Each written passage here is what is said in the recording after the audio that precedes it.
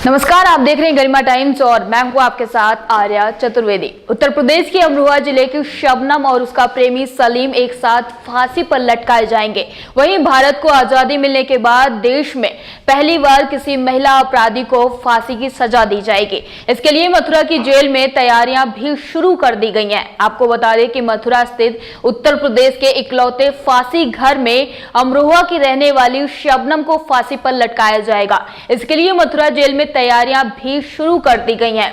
दरअसल निर्भया के दोषियों को फंदे पर लटकाने वाले पवन जल्लाद अब तक 2 बार फांसी घर का निरीक्षण भी कर चुके हैं। सर्वोच्च न्यायालय से पुनर्विचार याचिका खारिज होने के बाद अब हत्या के आरोप में बंद शबनम की फांसी की सजा को राष्ट्रपति ने भी बरकरार रखा है। ऐसे में अब उसका फांसी पर लटकना तय हो गया है। मथुरा जेल में महिला फांसी घर में शबनम की फांसी की तैयारियां भी शुरू कर दी गई हैं। आपको बता दें कि डेथ वारंट जारी होते ही शबनम को फांसी भी दे दी जाएगी। दरअसल मथुरा जिला कारागार में जल्लाद पवन को तख्ता लीवर में कुछ कमी दी गई, जिसे प्रशासन ठीक करवा रहा है। आपको बता दें कि शबनम को फांसी पर लटकाने के लिए बिहार के बक्सर से रस्सी भी मंगवाई जा रही है, ताकि किसी तरह की अड़चन पैदा ना हो। अमरोहा जिले के हसनपुर क्षेत्र के गांव बावन खेड़ी के शिक्षक शौकत अली की इकलौती बेटी शबनम के सलीम के साथ प्रेम संबंध थे। सूफी परिवार की शबनम ने अंग्रेजी और भूगोल में एमए किया था। उसके परिवार के पास काफी जमीन भी थी।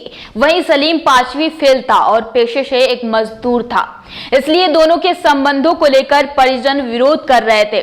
दरअसल आपको बता दें कि शबनम ने 14 अप्रैल 2008 को रात में अपने प्रेमी के साथ मिलकर ऐसी खूनी खेल खेला कि जिसे सुनकर पूरा देश हिल गया।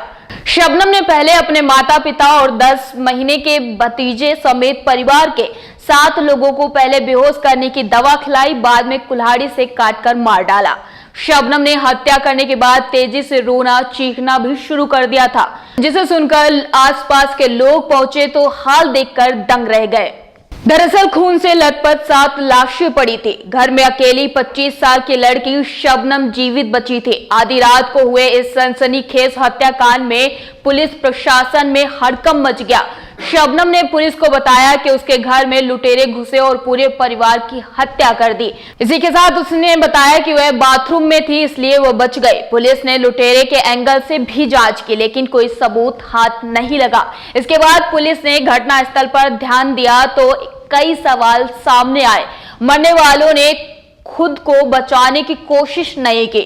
लूटपाट में कोई सबूत नहीं मिला। इस बीच पोस्टमार्टम की रिपोर्ट में सबको चौंका दिया। रिपोर्ट के मुताबिक मृतकों को मारने से पहले कोई दवा खिलाकर बेहोश किया गया था। पोस्टमार्टम रिपोर्ट के बाद पुलिस के शक की सुई शबनम की तरफ घूम गई।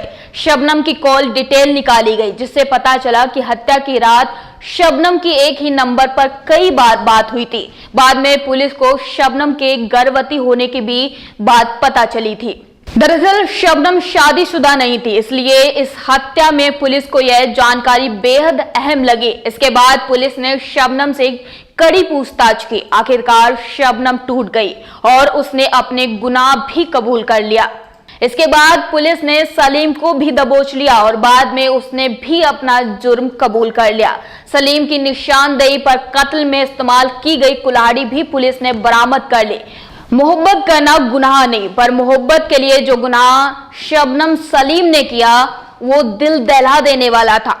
प्यार तो रुई सा कोमल होता है, उसके लिए या उसके नाम पर ऐसा सख्त कदम कैसे उठाया जा सकता है?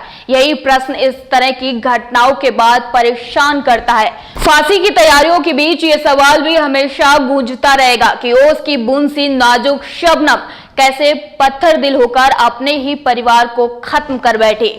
मथुरा के जिला कारागार में करीब 150 साल पहले फांसी घर बनाया गया था, लेकिन आजादी के बाद से अब तक देश में किसी भी महिला को फांसी नहीं दी गई थी। यह प्रदेश का इकलौता महिला फांसी घर भी है। हालांकि अभी फांसी की तारीख तय नहीं की गई है। फिलहाल अब तक के लिए इतना ही। लगातार देश दुनिया की छोटी बड़ी खबरों से रूबरू होने के लिए बने रहे हमारे साथ और देखते रहिए गरिमा टाइम्स।